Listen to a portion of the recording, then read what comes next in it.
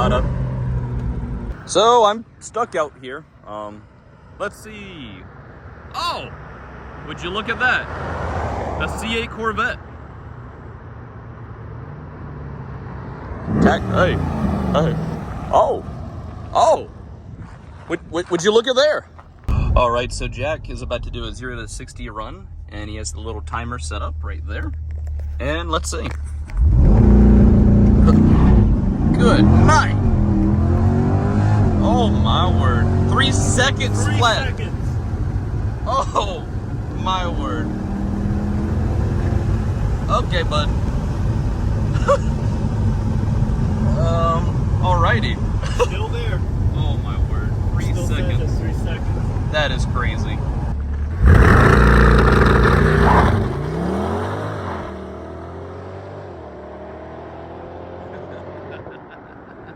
Alright guys, so we're trying out a C8 Corvette, brought to you by Jack.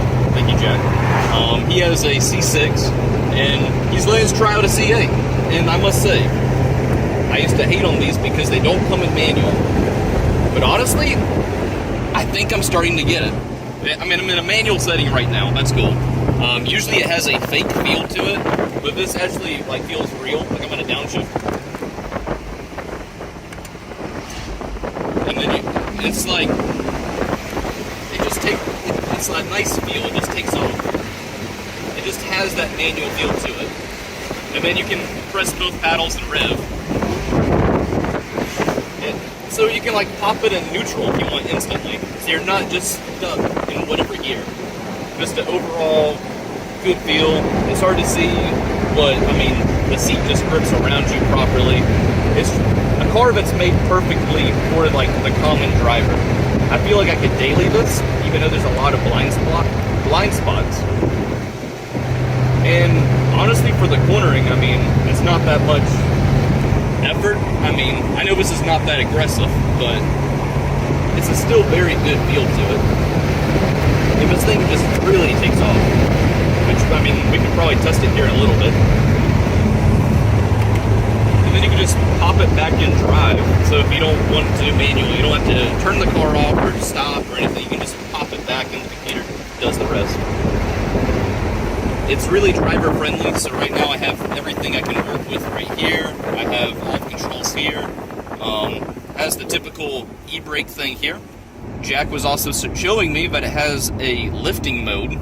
So we went through a pretty hard area, and it's an area my turbo Miata grounds out at, and we were able to go over it no problem. So I'm just gonna pull around down here and we can just make a little loop. Honestly, this car is really cool. I'm not used to a car being so fast. I just did a pull and it felt like the electric car, the Lucid Air that I test drove. That thing was a rocket. So this thing being gas powered, feeling like a rocket, I like that. And we just had that old guy look at us. So I mean, I guess these are not everywhere quite yet. They're going to be. I mean, you go to a car show and you'll see them. But it's not quite to the overproduced part quite yet for around our area. So it's not quite like the Pontiac Fiero, but it will be at some point. So let's see what happens. There we go. Ooh. Just like that. I don't even know how long that was. I don't even know. Like, no more than 3 seconds. that was incredible. I mean, just an open road, no more than 3 seconds. You're right, Jack. I mean, that is wild. I think I gave this car too much hate. I'm going to be honest with that. I do like the feel of the older Corvette, like Jack's C6. There's a certain feel that I like about it, that it's a Corvette. This doesn't have a Corvette feel, necessarily. It has more of that, I want to be exotic and look cool. 100%. And, yeah, so it's like, would I want to do the tail of a dragon? If I did the tail of a dragon, I would want to be in this. But I wouldn't want to say I did it in a Corvette, because this doesn't even feel like one, you know? It's almost like driving a Civic and saying, oh, it's practically a Miata, it's two-wheel drive, and it's a 4-cylinder. No, that doesn't make sense. This is like a Corvette hypercar that's mid-engine. It doesn't make sense to call it a Corvette. But I just love the manual setting. Like we're gonna downshift, and then you can just do your takeoff here. Like, that's 3,000 right there. There we go. I'm just gonna take it easy. Going faster than that way. Not saying how fast we're going, but it's a straight road per se. Yeah, so just a really overall clean feel. If I could say a car drives clean, this just has a clean precision feel, and I really like that. Very refined. Yeah, it's really refined. It's like that feeling of we're going to make the exotic car that it feels like an exotic car, but I don't know how they did it at the price range that they're selling it. I guess that just proves that Ferrari and everybody are just overcharging just because of the badge, you know? And this isn't quite like Viper standard, where we're going to make it in a garage and then just slap a V10 in it. So overall, this is just a really good feel. Recommend going on Toro and testing this or something. It'll change your thought process about a C8. I thought they were overrated. I mean, I'm happy I'm corrected, honestly. And I might still be correct. They might be overrated. But for the price range, is that really a bad thing? 70,000 today. Yeah, 70,000. I mean, I think the Porsche 911 GT3 RS has around the same 0 to 60. It might have you on the corners a little bit more, even though it's rear engine. So does the balance really? Is it worth the extra 100 grand or whatever? I don't know if it's really worth it. But I'm also a guy that doesn't have 100 grand to put towards a car, or 70 grand. Now, there's body kits for this, so if you wanted to buy one and actually look different, just get a body kit. Or you could be crazy and be those people that do the twin turbos or supercharger or whatever. But honestly, at 3 seconds, 3 point whatever seconds we did, you can't go wrong. I mean, I'm sure Jack had a blast with this on them mountain roads. I mean, on the Blue Ridge Parkway, I was slicing it up like Tail the Dragon. Like, that is just, that is wild. It's like, oh, you want to go? You want to go? It's like a dog when you say you want to go for a walk, and when the dog is like, walk, let's go, and then instant energy, which is, it's nice. I love that. Oh man, I can't imagine the hybrid version or the ZR1. Yeah, I think the E-Ray would be pretty cool to drive with the all-wheel drive, but I mean, at this rate, since it's not really considered a Corvette, I don't see what's wrong with having a hybrid version just for the all-wheel drive. Practically make it like the NSX, but 2 extra cylinders.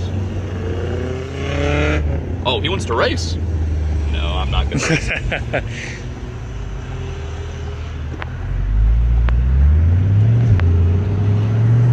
But I mean, yeah, I could see this as a daily.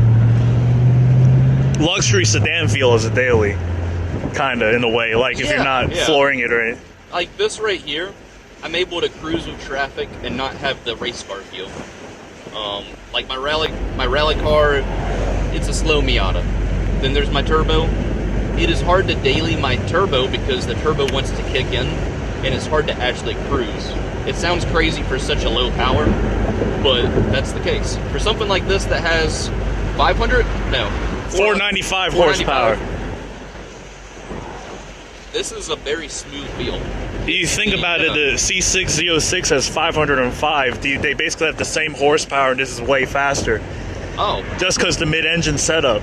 Yeah, so just, I mean, in the Z06, that model, if I remember correctly, is like, I forgot how much they are. Yeah, they've dropped now. They've dropped? Okay. I know the C6 Z06. Up in price. Oh, this guy is next to us. Cool. All right.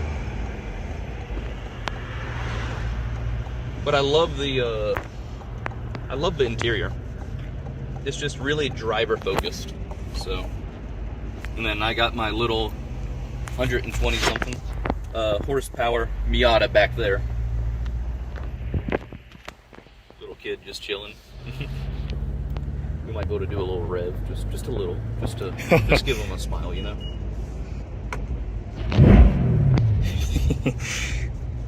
There we go. I mean, it has a nice smooth sound to it, and the engine, it's not all. Let's see, how do we do this? Park like that? Yep. Wow, that is so cool. And the interior, like, it's not just a cheap fabric thrown in there like the other Corvettes, like the C5, C6. There's a lot of Silverado parts. It's a lot of, you know what? We're just gonna throw this together last minute. Let's just build it. Just make it bare bones muscle car, which muscle cars should just be bare bones. This, once again, is not a Corvette.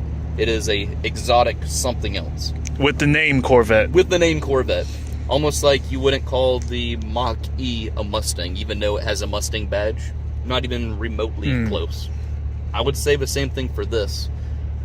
I think it's a shame they got rid of the front engine Corvette. They should have kept that and maybe make this be something else.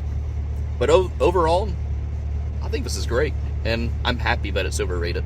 And that takes a lot for me to say. But, like, after experiencing it, it's great. Thanks for letting me drive it, man. No problem.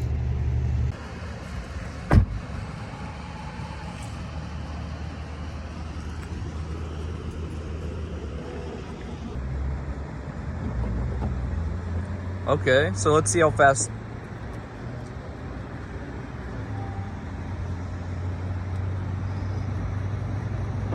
Wow, okay. That is actually really fast. Normally you don't see that. Wow. So that's really cool with this. I drove it with the top down, but I mean, even with the top up, it looks pretty cool. I'm sure it has a somewhat different feel, but super neat. Like, wow, not even remotely close to a Corvette. I mean, it's like a mix between like a older R8 and a NSX had a baby.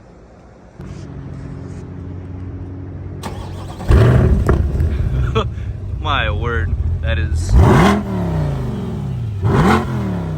might get kicked out of my job. All right, we got to be careful around here. So that is super cool.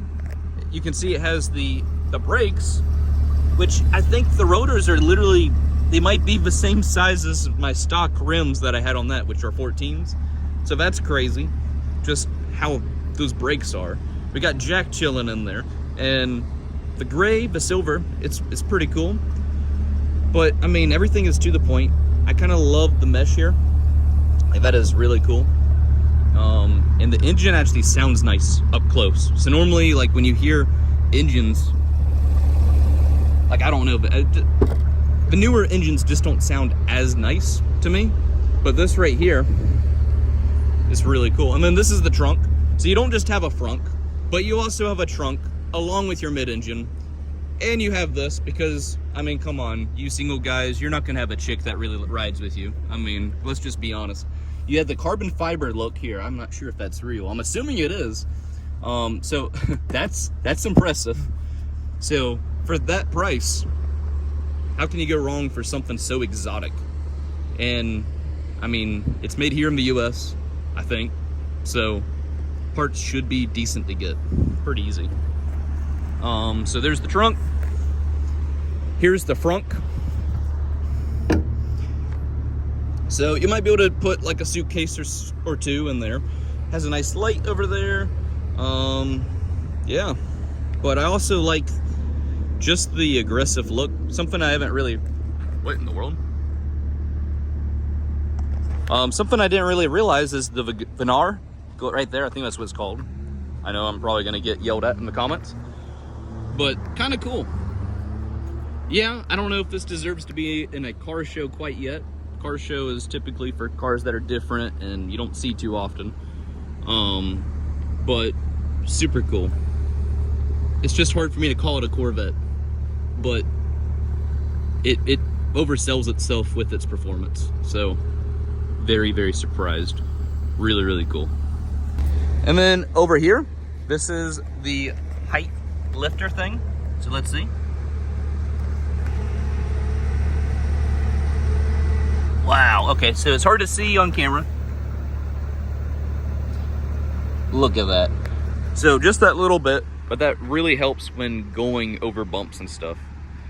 So I don't even think some of the modern supercars have that. So that's a really cool add-on. And for the price, I mean, come on, you could get yourself a older McLaren P1, I mean, MP4 or whatever, or you could get a old Ferrari 458, or you could just get this. Something more modern, has all the fancy stuff. Yeah, it's not a Ferrari, but it's awfully close. Really cool.